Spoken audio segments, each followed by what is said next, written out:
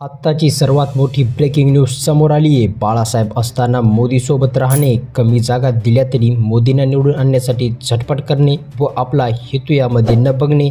25 वर्षे झाली युती होती, मात्र आता भाजप जगातील सर्वात खासदार असणारा पक्ष बनला असला तरी देखील त्यांच्या शिवसेनेमध्ये 2 फूट पाडून खूप मोठी चुकी केलेली आहे।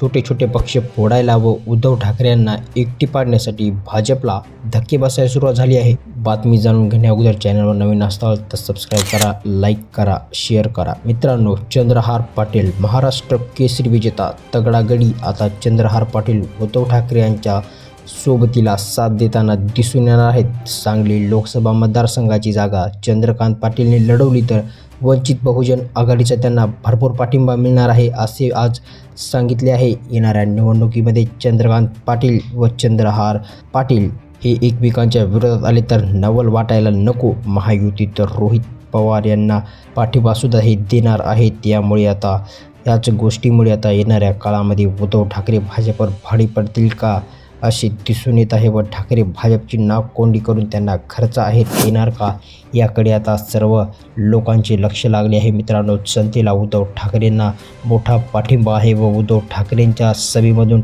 असे कळवण्यात येते की भाजपला यावेळी महाराष्ट्रातून ताडीपार होईल का, यावर तुम्हाला काय वाटते कमेंटमध्ये कळवा। चॅनलवर नवीन असाल तर एक लाईक, सबस्क्राईब करायला विसरू नका मित्रांनो। जय महाराष्ट्र, धन्यवाद।